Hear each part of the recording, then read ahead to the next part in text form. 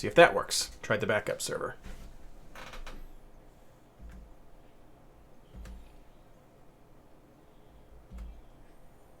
I think it did.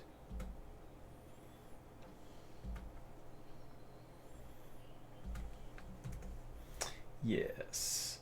Looks like we are live. Switch to live chat. Pop that in there. Hit the old tweet button. I didn't add the little special thing. There it did.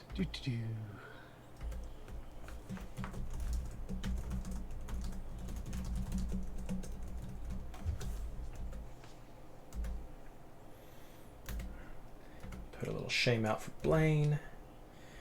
Do the social thing on Reddit and Twitter. Get that out there. Flare, save. Bam. Got that going. Okay. Where's Blayne? This is like the fun episode and he's not even here. What? What is his excuse? What is his excuse? Hello everyone joining us right now. We're just waiting for Blayne, as you can see. Guess he's still calculating the jump to hyperspace. Perhaps he is. That was something that was funny to me. I didn't tweet this out today when 3PO is on Hoth and he's like, R2 says this is the chance of surviving the night in the weather. Well, he's been known to be wrong, and I thought, that's a horrible trait for an astromech droid that's supposed to calculate light speed destination jumps. Absolutely horrible. Does R2 calculate the jumps, or does he help the spaceship calculate the jumps? I don't know. Both? Can it be both? Does he help speed it up? I don't know. Because I always thought he was just like helping the system. I didn't know I don't know if he actually did the jump. Because like in the Millennium Falcon, the Falcon does the jump. Right. Right. They don't have a. But it's Otherwise, much bigger, so they have that big. I guess that's what the R2's unit is supposed to be. I don't know. We should look that up. We were just talking about Blayne. Do we know? Does the R2 unit actually make the calculation for hyperspace, or does it just help the computer of the spaceship? In an X-wing specifically, I think. In an X-wing specifically, yes. I think the droid actually makes the calculation in that sense, but the X-wing has to have the hyperdrive. Yes, I kind of thought so too. I was just saying, what a horrible trait when C-3PO and R2 are on Hoth, and R2's like, oh, the chance of surviving is like 750 to 1. And 3PO's like, but he's been known to be wrong from time to time. And I was like, what a horrible trait in an astromech droid. To be wrong from time to time. So did you do actually wrong from time to time? I think no, I think C-3PO is just bad at lying. So, yeah. But he never says it can't happen. So that's like they're out. They're like, well, you said it wasn't going to happen, R2. It's like, no, I said there was 1 in 750 chance, and then he does the Doctor Strange. I didn't right. I didn't account on Hotel Tauntaun being out there, so that definitely made the odds go up. But we shall see. We shall see. Maybe he just had the odds for Tauntauns. Maybe he just didn't want them out there. He knew what would happen. He knew they would be slaughtered. I got the social gone. If you guys want to retweet that, both sides with the link, I believe. Okay. A little bit of Blayne shaming in one of them as well. Oh, which part? I don't really care. We're waiting for you. That's what I said. Oh, I was dealing with a screaming kid. I suppose that's fine.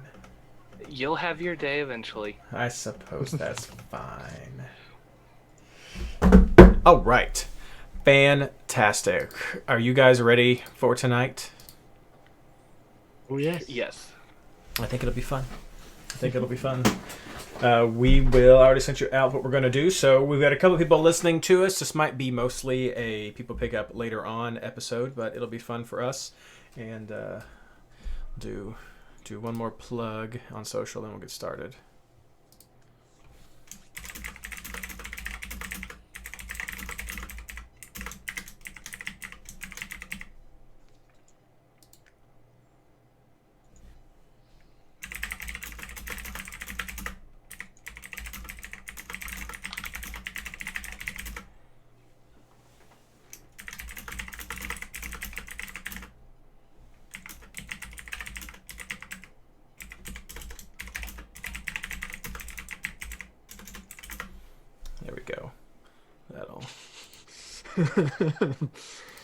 Perfect. All right, let's.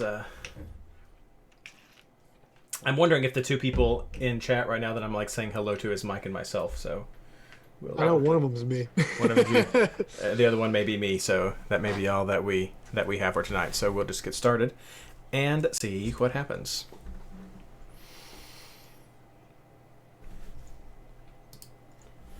Hello and welcome everyone to episode 13 of the MLS Fantasy Insider podcast. Our round week 8 suspension episode. I think that's where we're on right now. Time's just disappearing from us very quickly. This episode is brought to you by Blue Milk, from when other milk just won't do. Sorry. This episode is brought to you by MLSFantasyBoss.com and the amazing Patreon community that helps support the MLS Fantasy Insider podcast. If you couldn't tell, this is our special May the 4th Star Wars episode. Woo! I'm your host, Reid Connolly from MLSFantasyBoss.com, and tonight I'm joined by Michael Denton and Blayne Riffle, my partners in geekdom, Star Wars, a galaxy far, far away. I don't know what. Welcome, guys. Oh, we got 4 people. Welcome. Oh, snap. Nice. Mike's got the lightsaber. For those of you It is listening doing crazy things in this virtual background. It is. It's going nuts. I may turn mine off in a second. For those of you who are listening to us and haven't checked out the YouTube recording, Mike does have a little lightsaber, and he's got a cool Millennium Falcon background. I opted for a Rebel base background, sort of like MLS Fantasy Insider Studio is what I was going for. So I've got a nice little Resistance Rebel. I think this is more Resistance-esque base going on. And Blayne has gone for a Boba Fett attacking picture. So it's sort of like one of those weird president pictures that you see of like Washington, D.C. riding a grizzly bear with an eagle on his shoulder, that kind of thing. But it's Boba Fett going out and doing that kind of stuff. So that's what we got in the background. Check that out if you would like to see. I may change mine in a second. I always find this virtual background Zoom stuff to not work so well with the chair that I have. It's messing with yours. Maybe I need to be. I don't know if it's the chair or what. Further back, closer to. I don't know. I'll fool with it later. I'll probably take it away. Did you going to say something, Blayne? Oh, it's the number of colors behind you. Mine does it some too. We just need a green screen. Yeah, and I was doing this with a coworker, and his walls are close to the same color as his forehead with the light above him. So every background he put came over his forehead. Ooh, fun. Yeah. We'll see. Maybe that's what. Hey, Blaine's got his new microphone tonight. Yeah, no more big headset. No more headset. Fun times. Ooh. Although I still do rock the headset or the headphones just to keep the sound under I've got control. The Apple headphones like a poor Yeah. person. Yeah, Blaine's doing something weird. I've got cheap $1 headset here. Headphones here Whatever works. Well, like we said at the top of the show, tonight is our May the 4th Star Wars special. I don't think we did this last year. Maybe not the last 2 years. We took a little break from the Star Wars content, kept it all on soccer fantasy focus.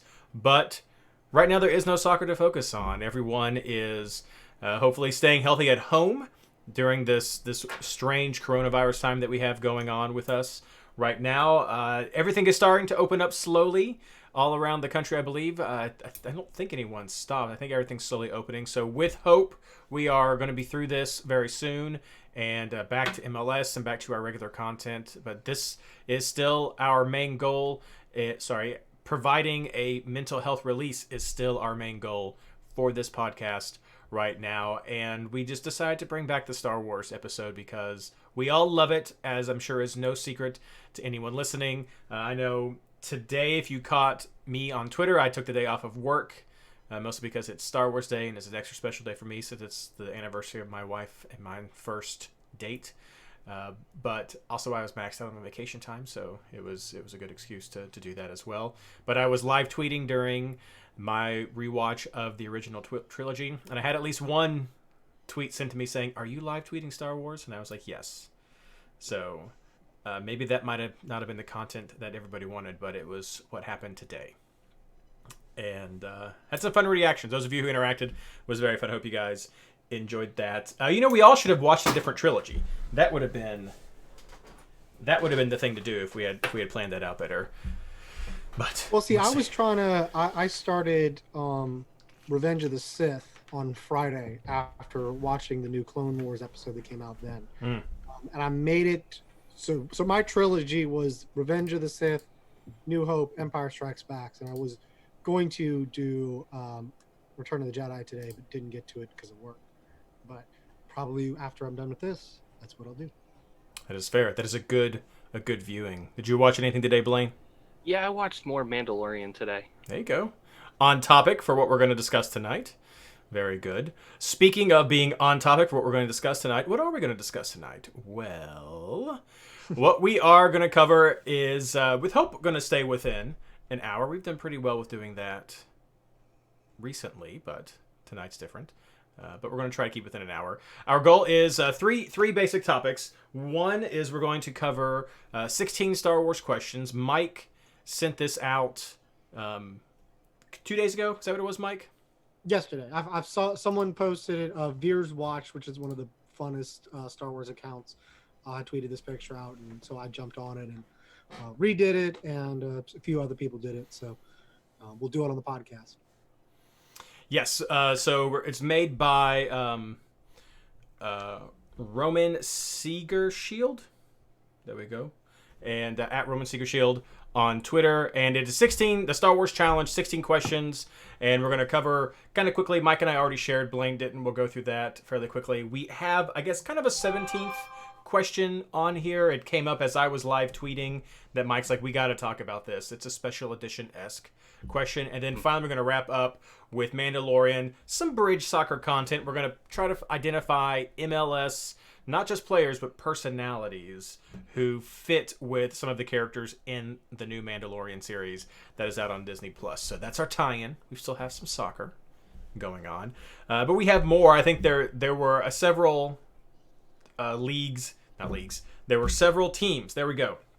That had some May the 4th Star Wars content. Some of it was just basic, like FC Cincinnati, just May the 4th be with you. That was great. Some of it was awesome, like the New England Revolution, who I believe always go out for Star Wars Day, if memory serves. Mm-hmm. But they had some fun videos posted of their players auditioning, air quotes there, for those of you listening on the podcast, for different Star Wars characters and reading lines. So that was very funny. Andrew Farrell was in that, and it was some good content, so look for that as well. Always fun to see teams do stuff. I think the Red Bulls also did something, and then was it New York City, Mike, or was it Fire who did something?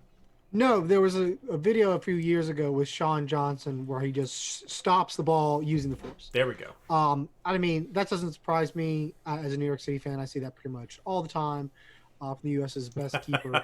So, yeah, I mean, it was just good to to see that connected to Star Wars, that Sean Johnson is in fact a Jedi and has Jedi powers. If you are joining us tonight in chat, feel free to answer these questions along with us. We're going to start with the Star Wars 16 question challenge, and the first question is your favorite trilogy, Mike. I mean, it's still the original trilogy. I mean, as we go on in this conversation, y'all will realize that I like the sequel trilogy a lot more than the other two people in this room. He does. But, he does. I had a small breakthrough today, but we'll cover that probably later on too. But but I mean, it's the original trilogy. It's the one that I mean, for us, it's the one that we grew up in. I think it's the one that set the stage. Even if you, especially I think the movies, I think the trilogy of the original is probably the best set of movies as opposed to the others. I think there may be some conversation about whether the prequel era is better than the original era or whatnot. But regardless, the movies themselves, put anyone in front of it, it's the original trilogy. Yeah, no, I agree. For me, as I said this morning when I started everything off, I don't remember the first time I ever saw Star Wars, but I do remember being 12 or 13. I know that age because it was the third house that we lived in when I was little, and we didn't move there until I was 12, so it was around that age, 12, 13. And I remember recording a Star Wars marathon onto VHS tapes from the USA Network and everything there. So I don't know where those are. They might still be at my parents' house, but I do remember that, and so it has to be the original trilogy. This will be the format with you guys, Mike and myself, since we've already answered these, and then we'll finish with you, Blayne. So, favorite trilogy. Yeah, original trilogy. I was in that young enough age bracket that I was, 8, 9 when they re-released in theaters. So I went with my dad to see them all in theaters, and you can't beat that when your first viewing is in theaters. Or I don't think it was actually my first viewing. I think I stole the tapes out of my dad's movie closet and watched them all before that. But I didn't know what I was watching. So like the first time I actually understood it was at that time and in theaters. And you're never going to beat that when you get to see something that iconic in theaters for the first time. Yeah. Question 2, favorite couple, Mike. So I had to think about this one for a while. The answer I put down last night was Rey and Kylo. That could probably change, day by day. I really like the Rey and Kylo couple. It's just one of the more interesting couples to me in Star Wars. A lot more drama, and tension behind it. Was it a little bit ahead of Han and Leia for me? Whereas Han and Leia is just kind of, good girl likes the bad guy. I just thought Rey and Kylo was a little bit more in depth, so I went with Rey and Kylo. For myself, I went with Han and Leia. For a lot of these, we stayed with the movies. I think that was the intent. So if we do branch out, that's how I interpreted it. If we do branch out, we'll mention that too. But I still think I like Han and Leia a lot there. I mean, Luke and Mara are fun. They have some great. If you're going to the old EU, that's good. And then Wedge and name escapes me, Timmons Wexley, Wedge and his new wife. That's pretty good in some of the new Resistance and some of the new books right there. But for me, keeping it with the Star Wars classic movies, it's Han and Leia. I just like the chemistry. Blayne. Yeah, I'm with Mike. If we're going to stick with the movies, I kind of liked Rey and Kylo. I thought that was one of the better storylines, and there was a lot of potential there. But the first thing I wrote down when I was doing this was Luke and Mara was my first one, and then I almost felt bad when I did that because then I remembered Obi-Wan and Satine from Clone Wars. And that relationship was just outstanding to watch. And if you're going to go screen-based, that's probably my favorite in all of Star Wars. Yeah, that's a good point. Yeah, sticking with the movies, Rey and Kylo just had so much going on and there was so much heart between those, and you could really tell they were trying to build that up more than just Han and Leia. It's like, male character, female character, we got to put somebody together for a romance arc, and here you go. Felt it was forced. Didn't care for those two. Favorite character from the original trilogy, Mike?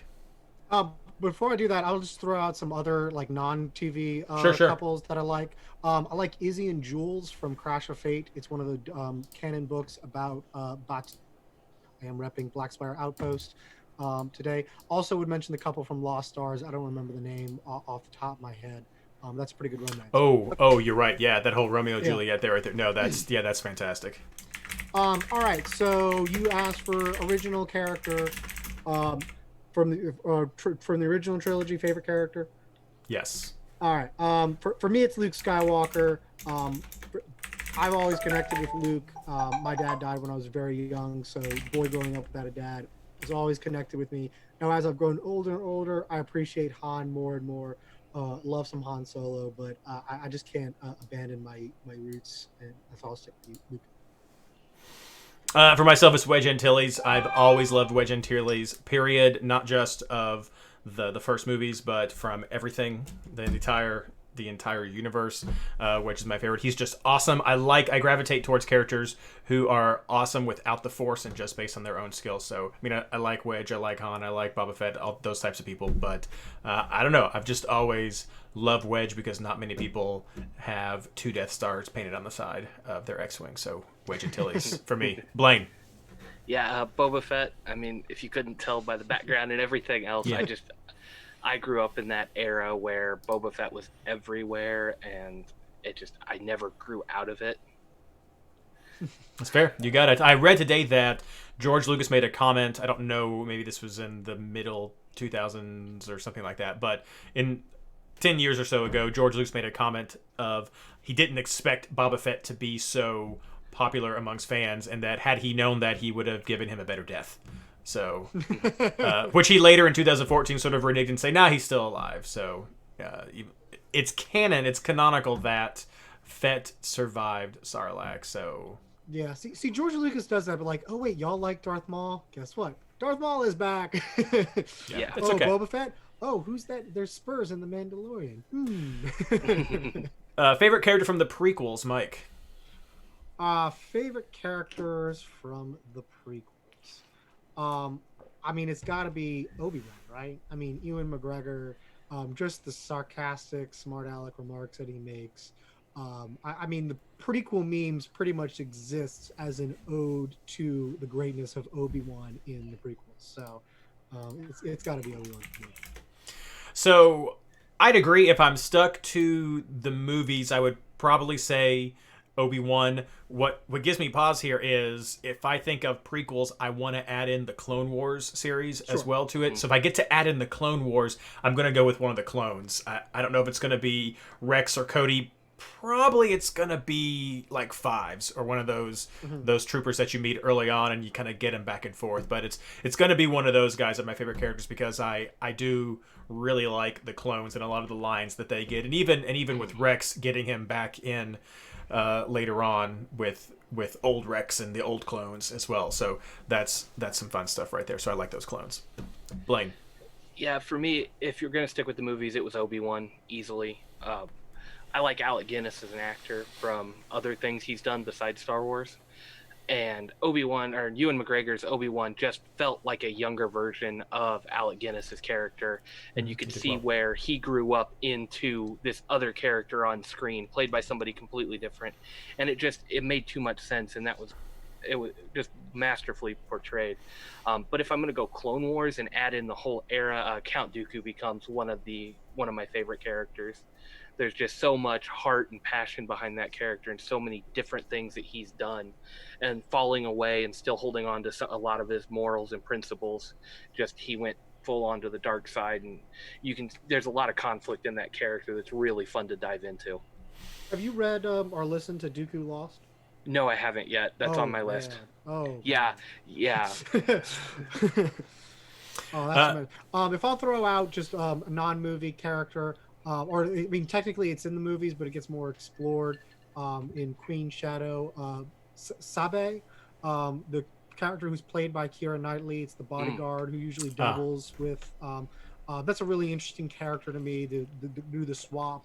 And I think she's actually getting explored more now in the Darth Vader comics. Darth Vader has met with her after confusing her with Padme, so interesting character to keep an eye out. and that of course brings us to number 5, favorite sequel character. Mike. I mean, for me, it's Kylo Ren. Probably one of the best characters as a character, just interesting dilemma, and conflict within them. Adam Driver does a masterful job of playing him. Even I think most people who don't like the sequels think that what it good is in the sequels mostly comes from Adam Driver. Just absolutely love, just really interesting dilemma coming from all of this expectations, turning to the exact opposite. It's you can go. I can keep going on and on about what Kylo Ren, how interesting he is. But so Kylo Ren. So let me preface this with I do not dislike Adam Driver.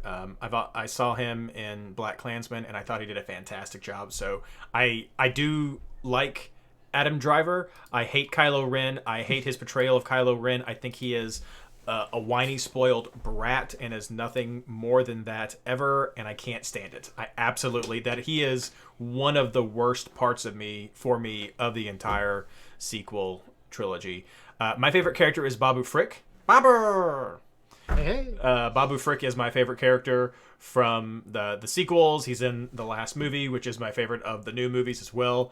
And I just love that entire scene with him when he's there reprogramming C-3PO, and C-3PO's like, "Who are you?" And he's like, "I'm Babu." And I just love it. I just love him. I love these weird characters, and I love Babu Frick so much. And when I thought he died, I almost cried, and he doesn't, and he did not. And we'll do that one later on. But yes, Babu Frick is my favorite character. Blayne. Yeah, I actually went with Luke from the sequel trilogy. Fair. Um, Hmm. I Old Luke. like. I'm a Ryan Johnson fanboy anyway. I love all his other movies. Star Wars or Last Jedi was probably one of his weaker movies, but I love the direction he took Luke. It was a complex way to look at the Jedi and really made fans ask questions about the Jedi Order. And being kind of a Jedi hater anyway, it was really nice to see Luke take that role and I know it upset a lot of fans, but I thought it was probably one of the best written characters in the sequel trilogy. It wasn't a popular take, but it was really well done with how it was executed. It made Luke one of the more interesting characters to explore and see on screen. My least favorite part about these three questions asking about favorite characters is I couldn't say Thrawn for one of them because like deep down in my soul, like he's the only person who could give Wedge a run for his money as far as my favorite overall character. But I mean those two characters right there, 1 and 2 for me overall. So I wish that I could give Thrawn something for that. But expanded universe character for sure is Thrawn for me. Favorite trio, Mike. I mean, to me, it's Luke, Han, and Leia. I think the way the movies develop, I think they get the most time to kind of develop and have that friendship. They try to kind of give it a little bit, to the trio of Poe, Rey, and Finn in Rise of Skywalker. But because of the way that The Force Awakens left off at a cliffhanger, I don't think they ever really got that time to really develop the way the original trio did. And I just think there's just so much strength to all three of those characters. It's just hard to beat that trio. And I assume that the prequel trio is supposed to be Obi-Wan, Anakin, and Padme. I guess I've seen some other people have some different ones in there, but Okay. I mean that's what I would guess. I mean, that's what's hard for me. I have to go with Luke, Leia, and Han as well. I just, with that huge age jump between Anakin, it just doesn't feel like the same trio to me with that big jump of time between the Phantom Menace and everything else. So I just don't care much for that. I almost thought about I did going... see some people put Anakin, Obi-Wan, and Qui-Gon. Ahsoka. Oh, okay. But if you kind of use the Clone Wars Okay. inclusion, you can kind of get that trio. Expand to some of that. Yeah, that I could see that. I could see that going. But yeah, I mean, Luke, Leia, and Han, it does some good work. I don't think the chemistry in the trio in the sequels is enjoyable at all either. So there's that. Blayne. Yeah, I actually went with Snoke, Hux, and Kylo. I thought there was a lot of fun that could have been had with those three. I think it was a lot of lost potential there with the way the movies went. But as far as the way they started and really through 2 movies, they looked really good to play off of each other, and there was so much potential. It just seemed too cliche to do Luke, Han, and Leia, and that was just everybody loves them. The other one that I was thinking of, and they didn't really get a ton of time together, was I like Yoda, Mace, and Obi-Wan together with the Council. Okay. And the way they kind of lead it, but you get more of Yoda and Mace working together, and then Obi-Wan getting snippets here and there with them. But I really like those 3 pairing because you've got the 2 leaders of the Council with the one master who's it's built around the prophecy, so you've got that bridge between the prophecy and the Council and everything right there, and just a lot of fun can be had with those 3. Yeah, I would have liked it better if it was favorite duo. This was separate than couple I took as romantic. Like I think there are a lot more duos you could talk about than necessarily trios you can talk about. So I'll throw out another trio, kind of oddball trio instead of just the typical Luke, Han, and Leia. I'll go with Tarkin, Krennic, and Darth Vader in Rogue One. I just think their interplay that's fun. Is so much fun. Yeah, that's fun. I mean, I guess you could go with Jyn Cassian and K. What's his name? K2SO. K2. Yeah. So that could be a fun one. That actually would probably be a good one for me right there. I did enjoy Rogue One a lot. That duo of Cassian and K2SO. Yeah. By itself makes me excited for that series. Yeah. No, that's a fantastic one. Favorite friendship, Mike. My favorite friendship is C-3PO and R2-D2. The way that R2-D2 can make fun of C-3PO with just a series of beeps, doesn't need to be translated, is just hilarious. Just watching them in the beginning of A New Hope and then bicker like a bunch of old married couples, just like, you want to go which way? It's just too much fun to me. Yeah, no, I agree with that. Their friendship lasts all of the movies. It's absolutely fantastic. And a couple of things really stood out to me when I was rewatching today the original trilogy. The scene when R2 is purchased, R2 is not purchased and C-3PO is purchased, and C-3PO turns back and looks at R2 and just knows that he doesn't want to leave, but he has to leave, and just like accepting this fate so reluctantly. I just love that so much. And then I love the scene on Jabba's sail barge when C-3PO bumps into R2 and he's like, "What are you doing here?" And R2 beeps back at him. He's like, "Well, I can see that you're selling drinks." And so it's just like this buddy comedy movie right there where they're in the middle of this jailbreak and he's like, "What are you doing?" He's like, "I'm selling drinks. What does it look like I'm doing?" Just completely in character. He's like, "What?" And clueless. So, yes, I love them so much. Quick shout out to FPL Integrity in the chat. How you doing? Blayne, your favorite friendship? Really, it was BB-8 and anybody.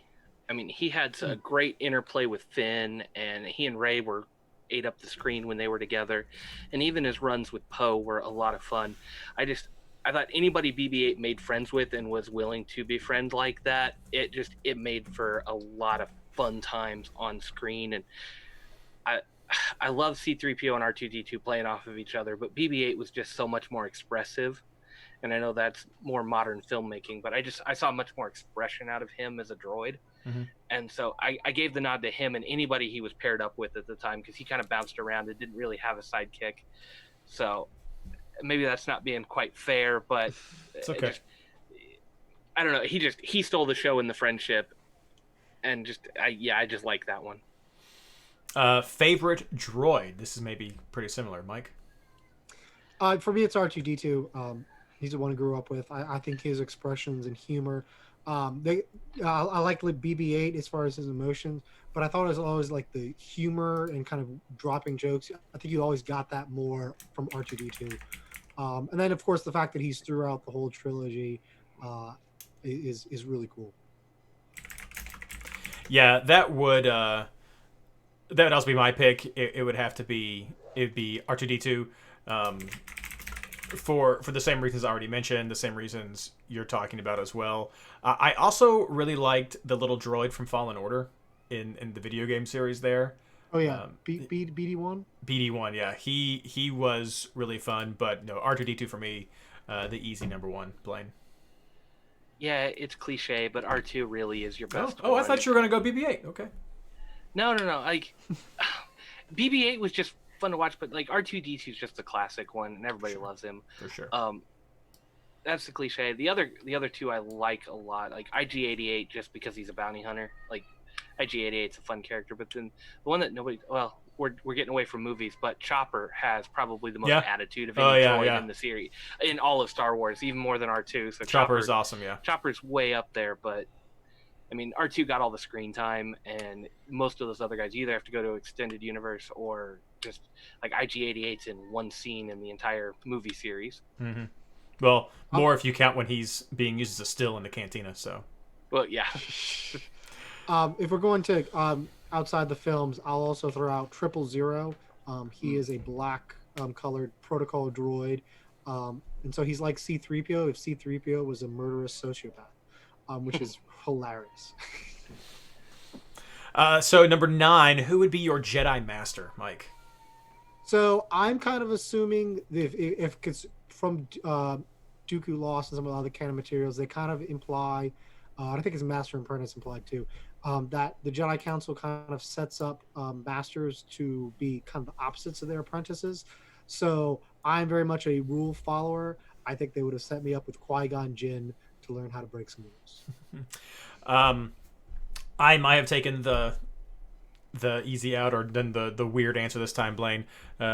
But I would not have a Jedi Master. I've never liked the Jedi. I've never cared for the Force. I'm probably one of the, if not the only Star Wars fan who loves Star Wars, but just doesn't really care for the Force element much at all. So I would not have a Jedi Master because I would not be a Jedi or a Force user at all. Blayne. Yeah, my exact answer was the Jedi are evil. The Jedi are evil. Yeah. Yeah, I've never been a huge fan of the Jedi. I mean, as soon as the prequel trilogy started coming out, it started poking holes in their entire philosophy, and I couldn't do it. If you pair it up with opposites, like that makes it so tough, because you get a loyalist. I would probably fall kind of where Anakin does with Obi-Wan, trying to keep me from going down that path. but no, I don't think I could do it. I guess it's too harsh when I say I don't like the Jedi. I just think the Force is lame. So that's really where I come down on. So I would not have one. Favorite lightsaber color, Mike? Blue. There he goes. Again, don't care for the Force, but my favorite color is blue, so I would also say blue. Close toss up. I guess purple. Revan was a purple lightsaber, so that's cool. But blue. Blayne. Yeah, blue. There we go. It's a classic. Classic right there. Mike, light side or dark side? Light side. I agree. I pick light side. I've always liked the good guys, and I do that in quotes because I know Blaine's opinion on some of these things. But I've always liked the good guys. I like the Transformers, not the Decepticons. I like G.I. Joe, not Cobra. I like the Rebellion, not the Empire. So light side. Blayne. Gray. Okay. I mean, yeah, He's a Bendu. Yeah, there. I don't think the movies ever did him justice, but the rest of the canon did talk about it a little bit. There were a couple of Jedi in the Jedi Order, Master and Apprentice, that were more along the lines of gray, and I think Qui-Gon was flirting with that too for quite a while. Number 12. These next two should be fun. Number 12, most overrated character. Mike. So for me, that's got to be Master Yoda. And he's overrated because he's presented to so many people as like, oh, he's the fountain of wisdom. But so many of the movies are like, Master Yoda is wrong. Like, Master Yoda is the one who gets the army from Kamino. And that was a bad decision. And the theme of the prequels is the Jedi should not have gotten the clone army because that was the tool of their own destruction. Then in Return of the Jedi, Yoda is like, no, don't go. Or Empire Strikes Back, you'll be gone. You have to kill Vader, blah, blah, blah, blah. That was all wrong. So to me, it's Yoda. I think the only thing that he gets right is towards the end, which is, you have to pass on your failures and learn from your failures in The Last Jedi. And that's true because Yoda has a lot of failures, but people don't seem to understand that, so that's why he's in it. So this is a tough one for me because I definitely think a lot of the characters in the sequel series are overrated. So some of the names I went back and forth in my head. Jabba the Hutt was definitely one that I went over. I did think about Kylo, and I already ranted about him a second ago. But ultimately, I went with Snoke as the most overrated character because I feel like there was this huge buildup for him in Episode 7, and then Episode 8 comes along, and he's just so unceremoniously I guess it was slightly interesting, but just the way he was killed with having relatively little impact. I just found that his whole arc was overrated because he was just so underused right there. So Snoke for me, Blayne. I mean, if you go purely off of trailers, Phasma was the first one to come to mind. I mean, built up in the trailers is this big character and almost no screen time. Like, there was nothing there. And then even when she was there, she did very little of note throughout the whole thing, besides paint that the First Order are evil. But the real one that I can't stand watching him is Finn. I don't resonate with that story arc, the character arc. I know there's character development there. I know I can see it, but I thought the execution on that whole character arc was just bad. Yeah. I mean, he's wanting to desert, and I know that's Johnson's writing again there, but even the redeeming qualities, he just kind of, he tried to desert, and then all of a sudden he bounces back. Like, it's just all over the place. And I think that comes from having the two different directors and no thought out plan for the characters. It's just great ideas behind him, but the execution was so bad that it's really hard to take a lot away from watching Finn, because he was a really three minds through the three different movies, and that killed him as a character. Yeah, not my favorite either. I would put Phasma as the character most wasted. I mean, right along there, Boba Fett was too. I mean, the only thing you ever really see him do is get hit in the back with by a blind Han Solo. He doesn't do a whole lot more in a lot of that, but in that same vein. But I think Phasma was horribly wasted of a character, especially after reading the novel about her. But for sure, right there. So now the most underrated character, Mike. Oh man, well I'm tempted to defend Finn from the attack that y'all two just. I went with Rey. And it's mostly because people pile on Rey and say that she's a Mary Sue, but I really like her. I think she represents a lot of Star Wars fandom just from the start. Sitting there in some squalid circumstances, just kind of putting on a rebel helmet and just looking up to the sky and dreaming of what could be. And throughout the whole movies, I think she manages to be very kind and she's kind of very simple, very easy acts of kindness, not something that's super crazy heroic or unbelievable. Just being kind to the people that she meets, even though she doesn't have necessarily any incentive to do so. That's how she ends up changing the galaxy. So people just pile on her. I really enjoy her, so that's why I think she is underrated. So for me, again, I went with Wedge again. I felt like I kind of had to after singing his praises earlier on as my favorite original trilogy character, and I do that because he was survived the first Death Star, one of 3 starfighters that made it out, took a direct hit to help shield Luke, and then got to leave.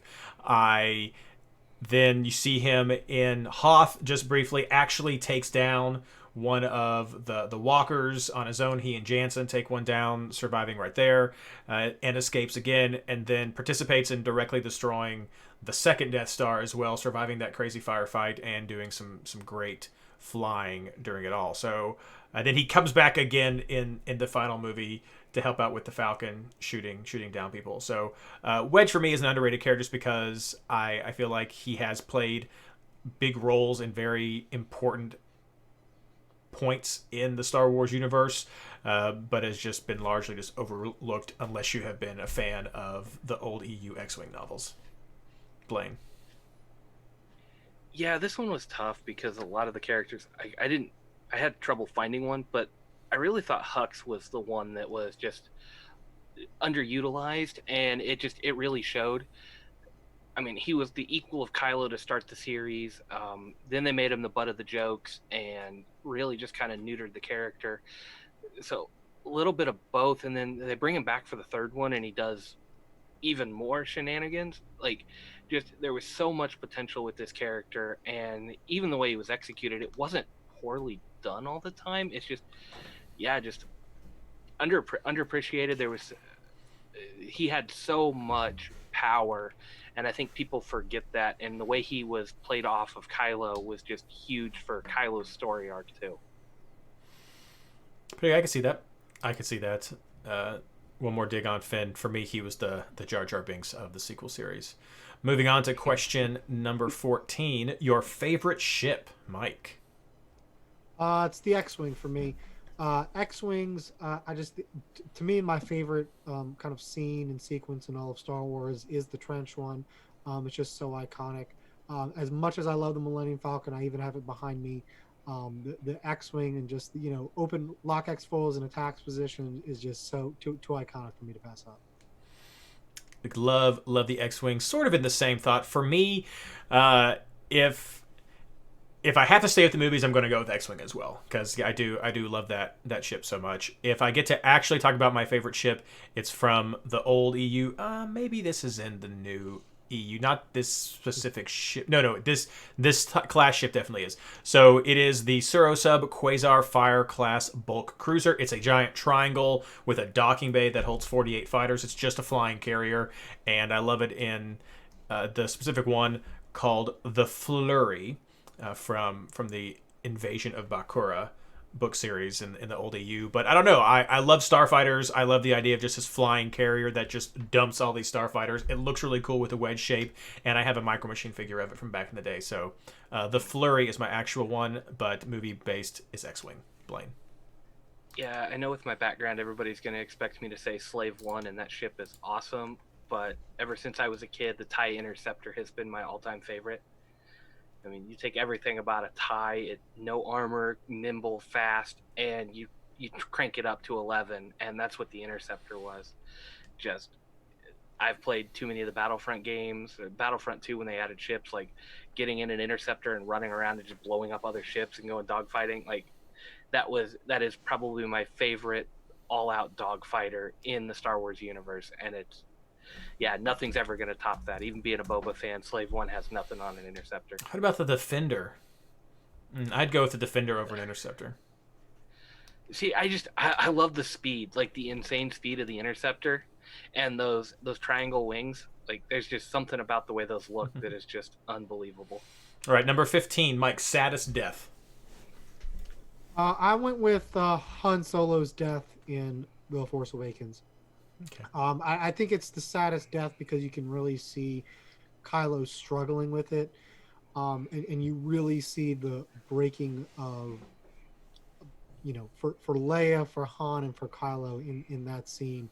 And it's just like you were so close to doing it differently, and it's really tragic. I mean, I think there's a reason why one of the most praised scenes in Rise of Skywalker is when Kylo redoes that scene in his head. Is because it was so meaningful, and just Han putting his hand on the cheek and still managing to show, like, look, I love you, son. Nothing's gonna separate us. That was just so deep. I was like, oh no, we lost Han. I think for me that one lost impact because you just knew it was coming, and so it lost a lot of impact or emotion for me. The death that actually made me cry didn't actually end up being a death. When I thought Chewbacca was killed, I actually cried. I don't know if I should be ashamed to admit that or not, but part of that was also some anger, just the way that I thought that they killed him. So there's been some very unceremonious deaths in the sequel series that I have not appreciated at all, and that one actually made me upset. He did not die, so that was, I guess I can't really go with that one. But today, rewatching Return of the Jedi, the Ewok dying in the Forest of Endor when the AT-ST shoots the two Ewoks running and one of them gets back up, reaches over to grab his friend who is dead, and then turns around and collapses on him crying. That one gets me. That one gets me. So the saddest actual death for me is the Ewok on Endor. The one that actually made me cry was Chewbacca. And the one that made me the most mad is Akbar. That was horrible. That was a horribly unceremonious death for Akbar. Blayne. Yeah, Kylo's death was the one that really got me the most, and it's a playoff of the other trilogies. Like, Luke's trying to save Vader at the end, and the whole thing kind of becomes can we redeem Vader? And I like that idea, but Vader sacrificing himself was great. And I know they tried to play it up with Kylo that way, but to end this off, I really wanted to see Kylo come out of it. And that's what hurt the most on that one is they had done all this redemption storyline for him, and they had built him up that he was coming out of it, and he had really found love, if you want to take that as the romance side of it. And to take that away from him sucked, but to take him away from Rey like that was what really hurt. The way those two had bonded and the way she had saved him. And yeah, he died on the light side, but it's just, there was so much they could have done there with that, and I wish he would have survived that one, because that one just did it in for me. I couldn't do it. Now, Mike, on your death, I want to derail it a little bit. Oh snap, got dark. When you first saw it, did you think Kylo killed Han, or did you think Han killed himself? I think Kylo killed him. See, and on first watch, I thought Han killed himself.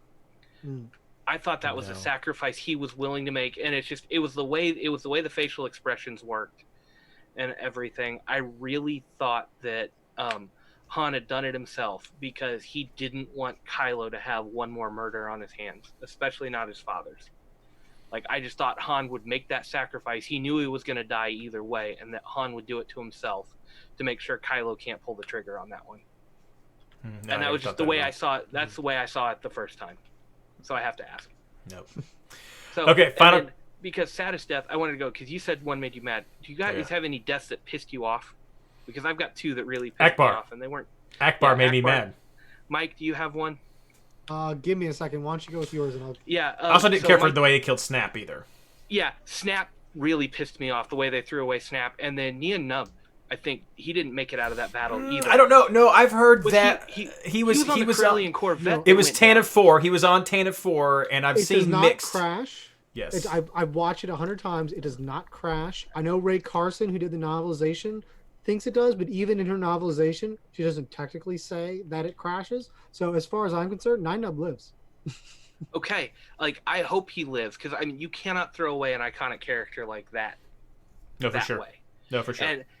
And that one would be worse than Snap's, but Snap's death really pissed me off. I almost said a few choice words in the movie theater with people around me because of that one. Snaps is worse because of the connection we built up. I don't think killing Nia Nub is the worst one. For me, that by far is Akbar. I mean, that's by far with the little bit of the. I mean, you get a little bit of each of them in the movie, and I think Akbar has a bit more to him. He's more cult popular, and I think you see some more about him. Yeah, Akbar is pop. I mean, I don't know if he really deserved a huge stopping in the movie. To me, Akbar should have been Holdo.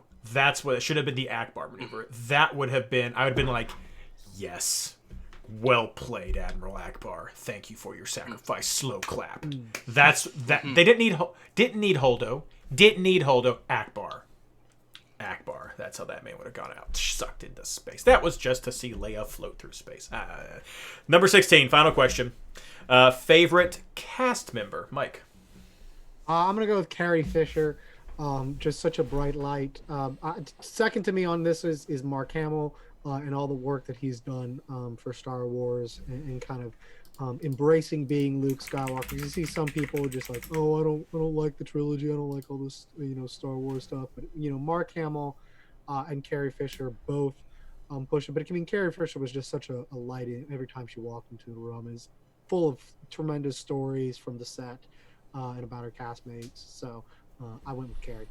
And for me, it is Mark Hamill because of how he has embraced the genre, the series, the universe, and because so many others didn't do that. So I really appreciate Mark Hamill and some of the stuff that he's done since, and answering questions, and how he interacts with people, and how he keeps pushing that forward. So he's for me. I think next would probably be Ewan McGregor, because I think he also is someone who really enjoys the universe and the part, and accepts that really well too. That's why I can come back. Which Alec Guinness did not.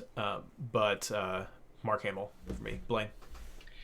Yeah, I went with my childhood here, and I grew up as a fan of a lot of different stuff. So seeing Frank Oz make an appearance in Star Wars was huge for me. I thought about that. I was a big-time Muppets fan growing up and everything else. Still am a huge Muppets fan. Like, I'll geek out over Muppets any day.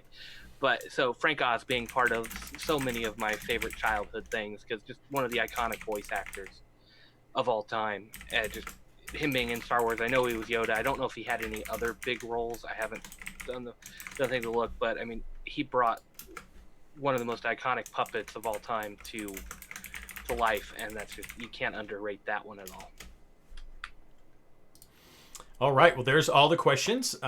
Pretty good answers. I enjoyed that. Next, a special number 17 that we're just answering for the first time.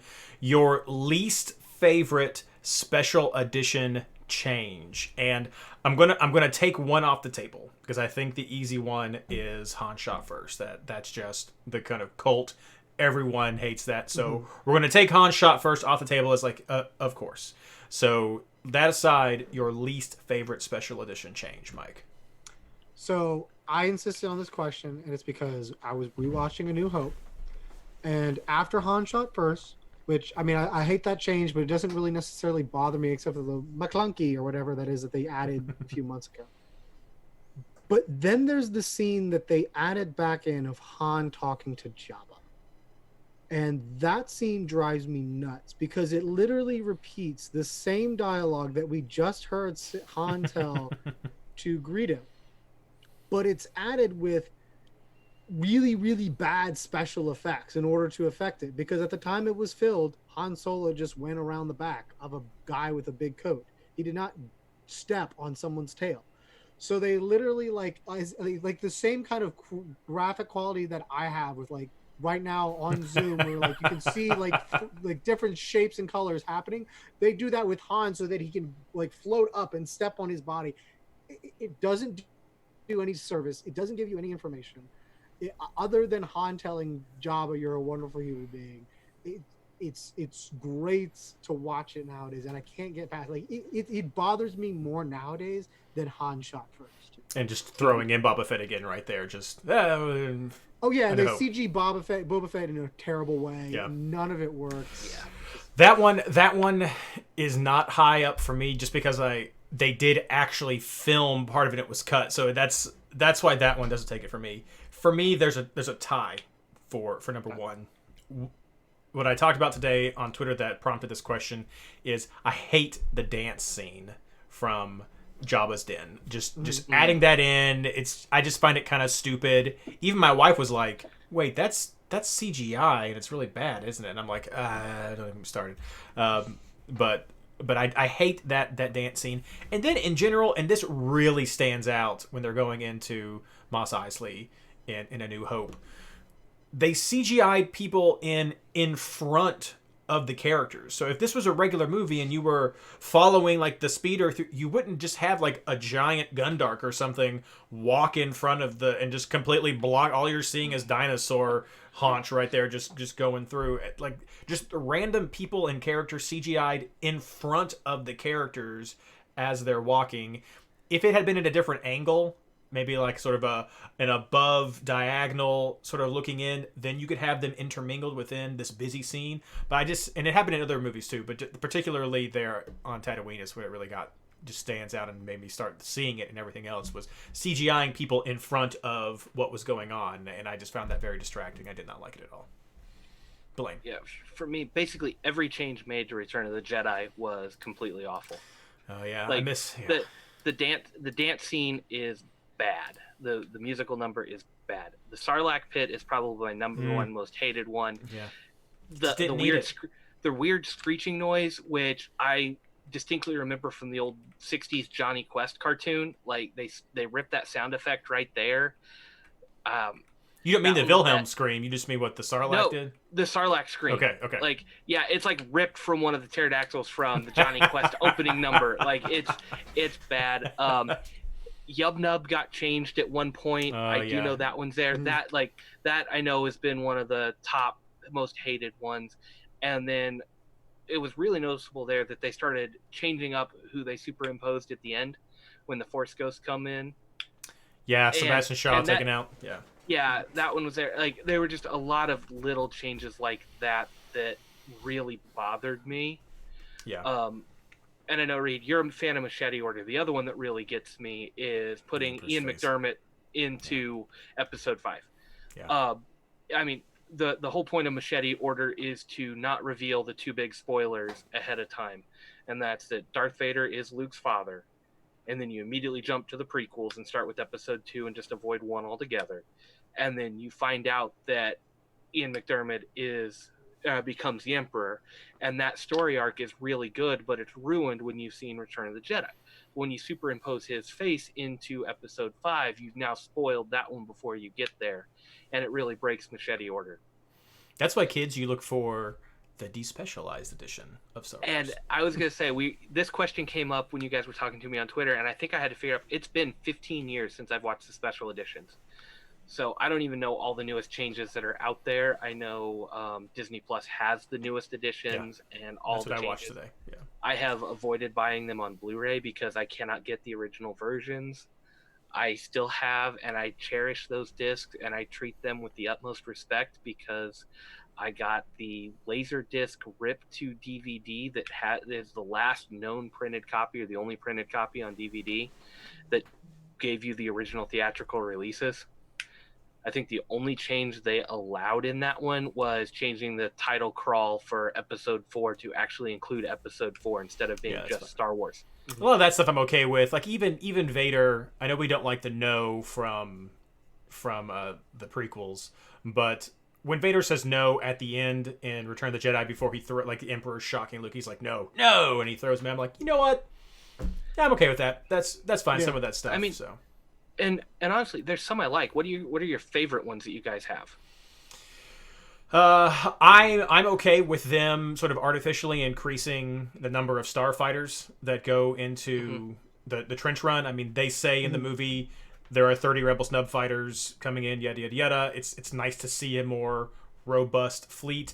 I'm okay with, again, the Vader saying no right there. I think that does add a little bit to what's going on. So some of that stuff has been okay with me. Again, adding more TIE fighters into the final battle in Return of the Jedi. I mean, that's supposed to be this huge wave of stuff. And so I think that helps a lot. Improving the explosions of Alderaan and the Death Star. I think that's a good addition. They do look kind of weak for what you might expect for something like that. So some of those things I think have been okay.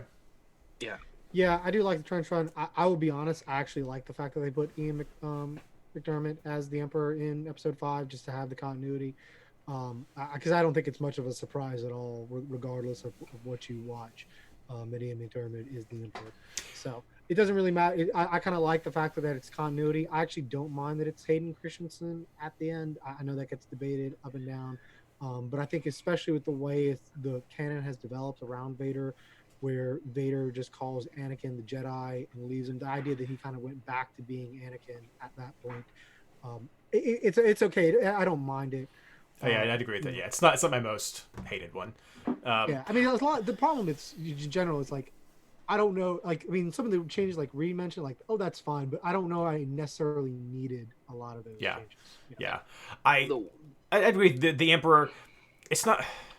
I don't like it because I do feel like it has an impact on some of that reveal. He is at least old and decrepit. It's the pre-lightning scarred up Emperor, so they're, especially if you show it to younger kids, they may not necessarily pick up on it immediately. I would have preferred if they were going to make it not an ape with weird googly eyes or whatever it was originally.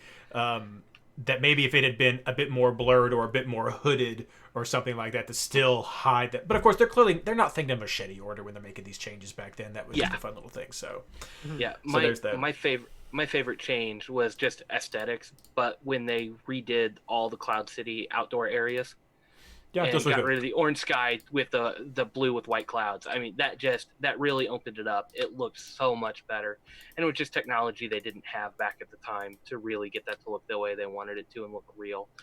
So like that's one of my favorites. It really does change kind of the tone of those scenes, but it works. And they kept the orange at the more hectic times when they needed it. But yeah, that's just my personal favorite. All right. Fun special edition. That's interesting things right there. Our final segment of the show, we're floating right around an hour, so we'll see what happens. Our final segment of the show is The Mandalorian, which we love and could easily talk an hour about The Mandalorian, which is the best thing to happen to Star Wars in the Disney era, period. But we're going to talk about the characters, maybe not all of them, but some of the biggest characters in The Mandalorian, and if they have MLS counterparts. And, of course, the first one we're going to start with is The Mandalorian. I guess, shall we call him the reluctant hero? What's the best way to categorize The Mandalorian when trying to find an MLS counterpart, Mike?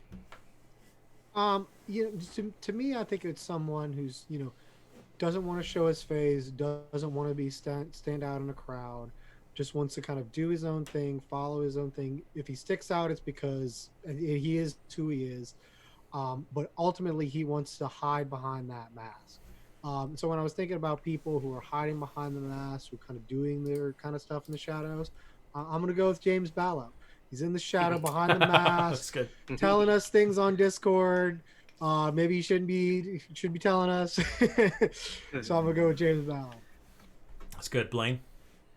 Yeah, so Mandalorian, kind of one of those, the good guy, really good at what he does, but doesn't like taking a lot of credit. He's coming in business as usual and just doesn't want the spotlight on him, but he's excellent. This for me was Chris Wondolowski. I mean, he is a guy that we don't see making the headlines. He's not a big talker all the time, but on the field, his play speaks for itself. The longevity he's had, everything about him just screams Mandalorian to me. He's got clinical, just all the records he's got, just one of those guys. And you don't see him up there tooting his own horn. He's not up there trying to prove to or tell everybody he's the best. He lets his play show it. That's pretty good. This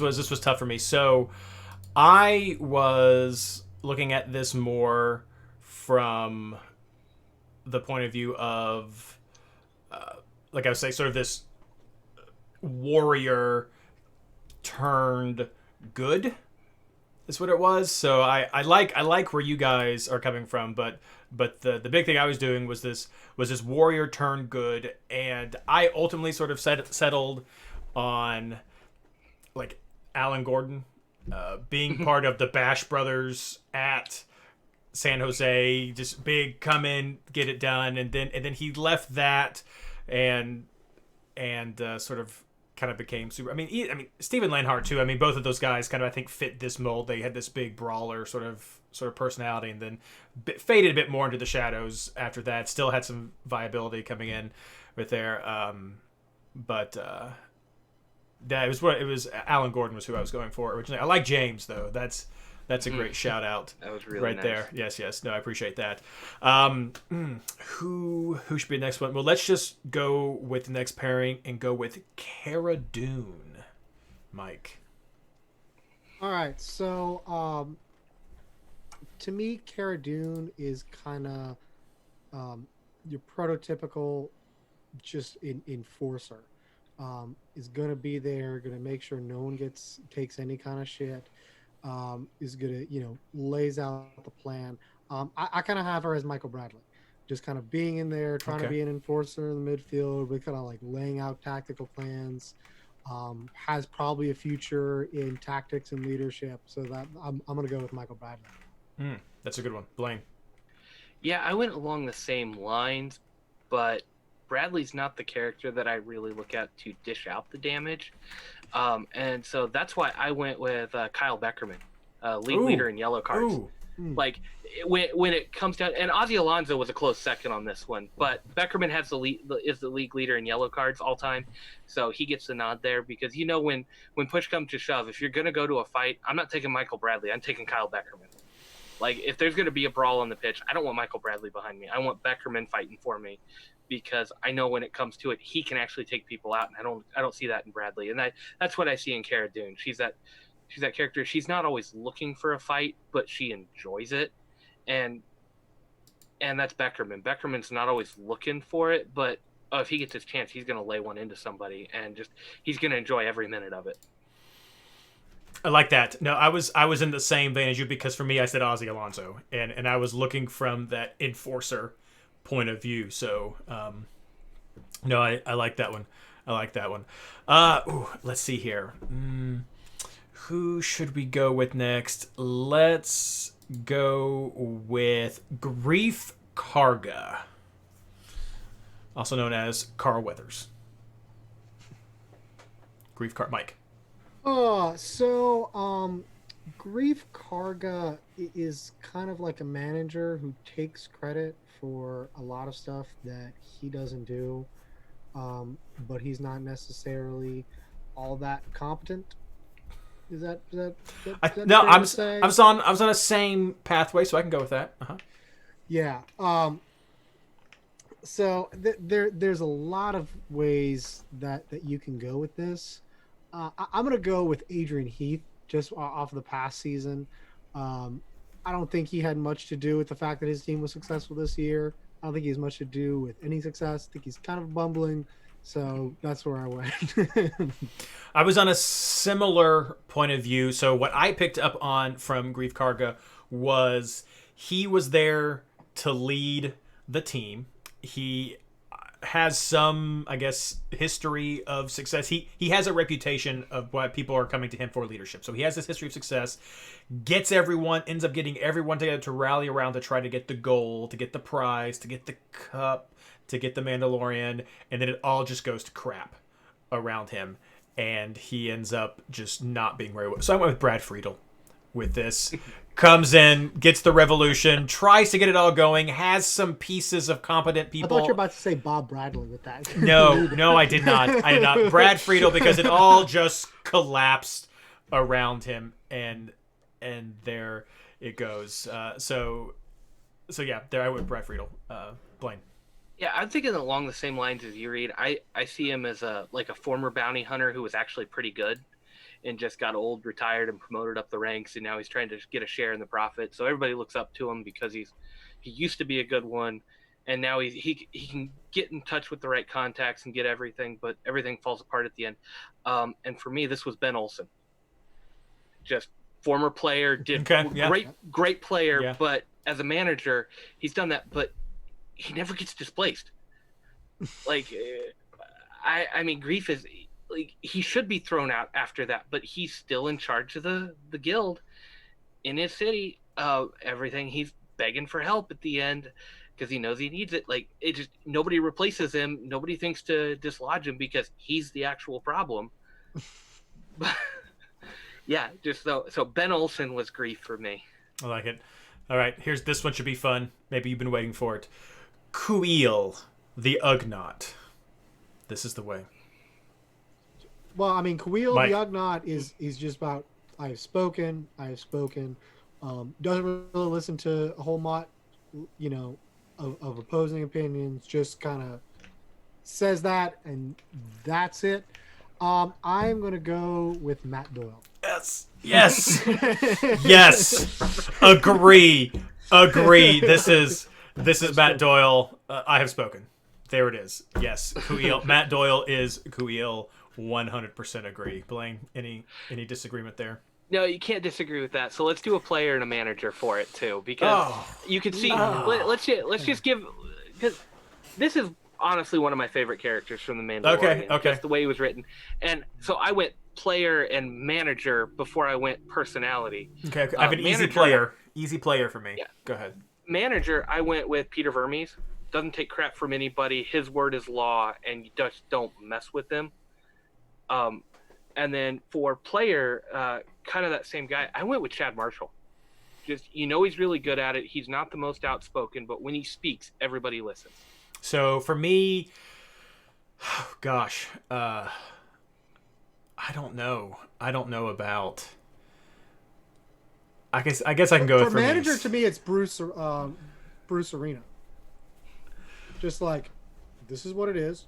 I'm gonna drink a bottle of champagne while I really don't care. I've spoken.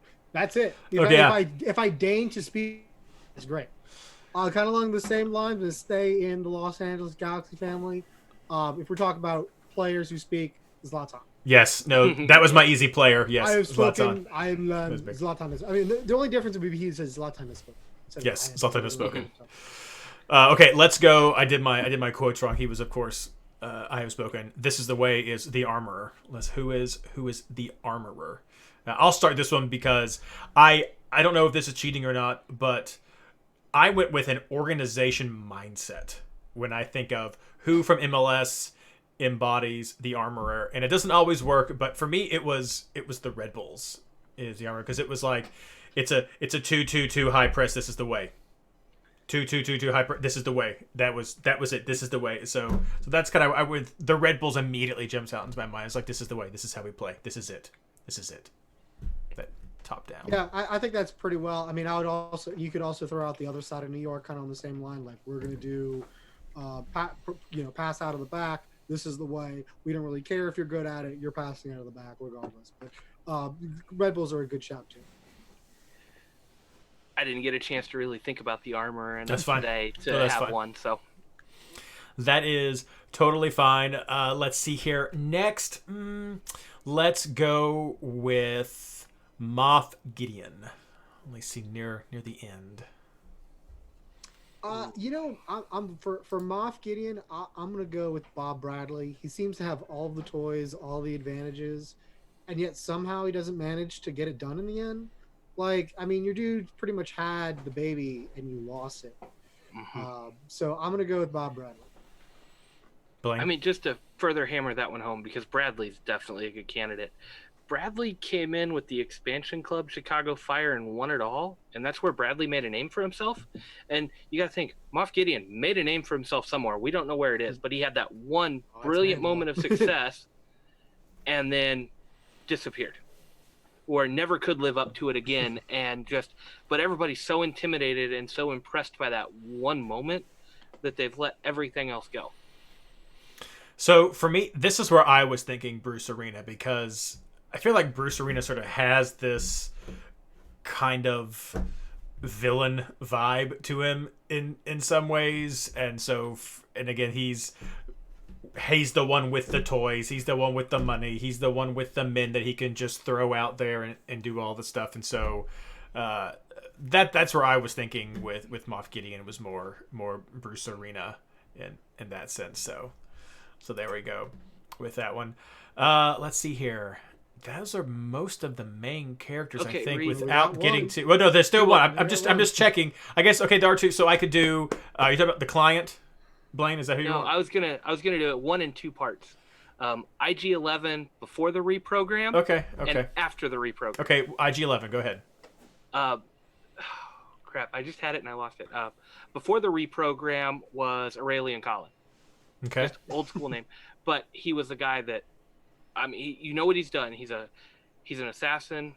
Colin was a heavy hitter, but at that moment, I will self-destruct now, and that was Colin. I mean, he was just ready for a red card. I will self-destruct. So not only was he really good at what he did, he also had that brief moment of I'm going to self-destruct right now, and you never lost it.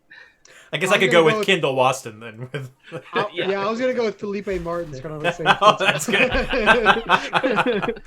Like That he's was gonna take someone pretty out good. like that.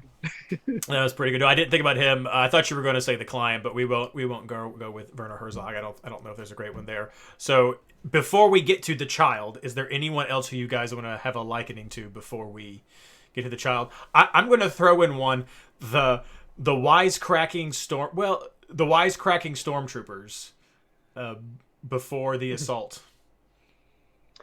I was thinking about them this morning. I was like, I don't want to say it, but the thought comes to mind of Wondolowski just like blowing the shot at the wrong opportunity.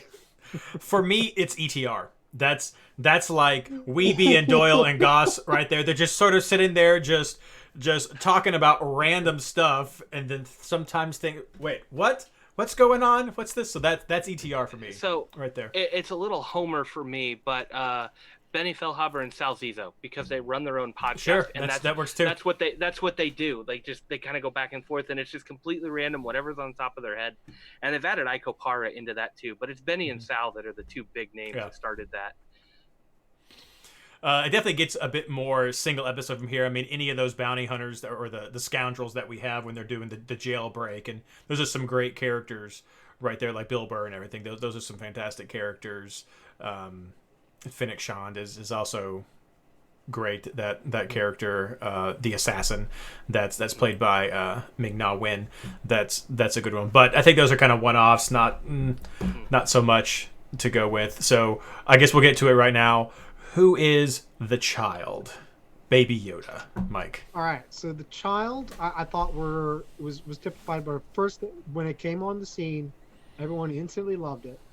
And the other thing is that occasionally it does like tremendous things, and then otherwise it's like, well, that's kind of annoying. Why are you doing like that's not what you're supposed to do? Or you should do the magic hand thing. Why aren't you doing that all the time? And I can only think of one person that really fit this. Okay. Jordan Morris. Oh yes, yes. Like the fresh-faced kid, everyone's like, "Oh my gosh, this is the best thing ever." Yes. I love Jordan Morris.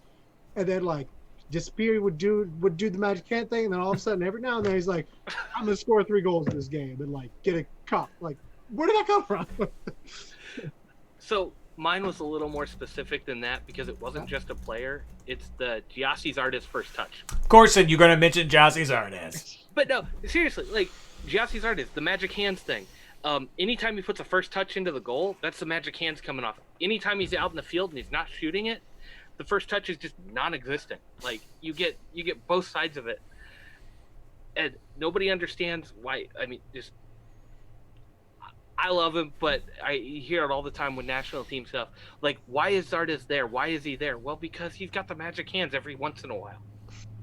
I was right there with you, Mike. I was thinking Jordan Morris. I also threw in there like that young small thing that needed to be protected, and of course he had an early injury and stuff as well when he came on. So I was right there with you. It's hard to think of. I mean, there have been some great young players who have gone on, but then to sort of be a cornerstone like that, I think that's a great pick. And he's also green, and the Sounders are green, and so all that works too. So yes, fantastic picks right there.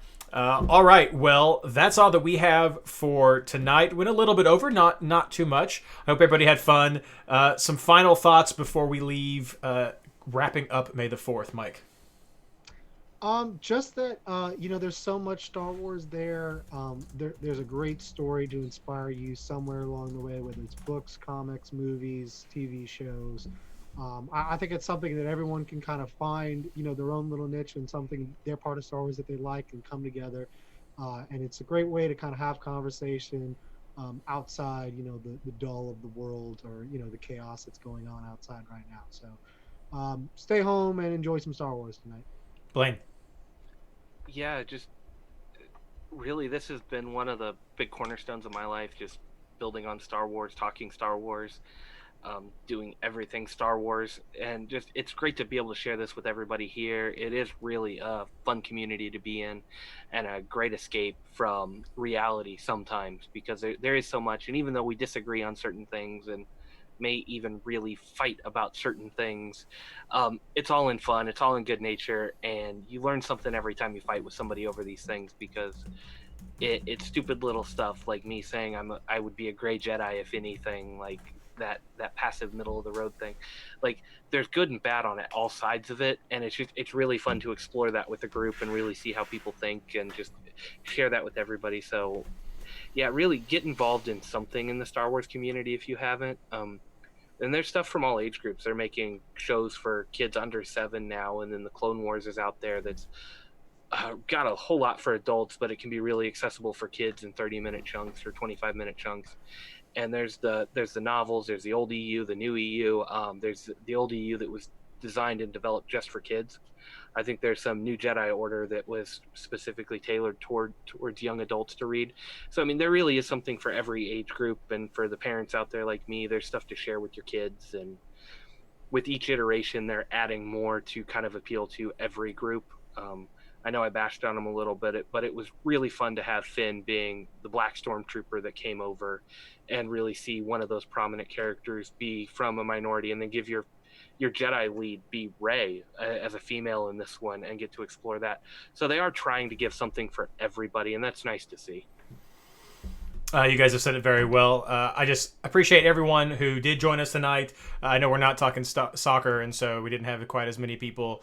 But again, our big goal right now is just to provide some content for people to have fun. And so we may not get as many listeners tonight, or you may not have enjoyed the tweeting of Star Wars out today, but it's just for fun, and that's what we're doing. And again, yeah, for me, Star Wars has been just something I've loved ever since I was young. I love these immersive worlds, and so it's not just Star Trek. Lord of the Rings has been great. Star Trek has been great as well.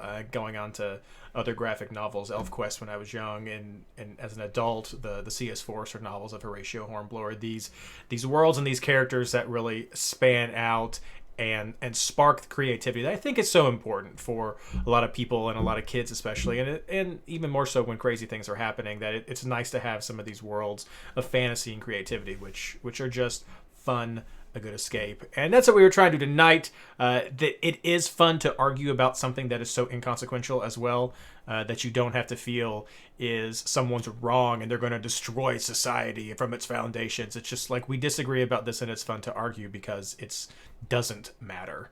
And we know that coming into it, that it doesn't matter, and it's fun. So I hope you enjoyed the content. I hope you enjoyed the questions. If you have your own answers, would love to hear them. This is on Twitter. Please go out there and respond. Let us know what you think. And let us know what you want to hear next week when we get back to soccer with Hope. We're coming around the corner. I know we are planning for our best MLS fantasy of all time team as our final suspension episode. So we're trying to time that right. So that is still in the works, but we just want to, just the timing. So let us know what you want to hear. Excuse me. Let us know what you want to hear. That was crazy. And we will get that out for you to just keep having fun. So thank you so much for listening, and good luck.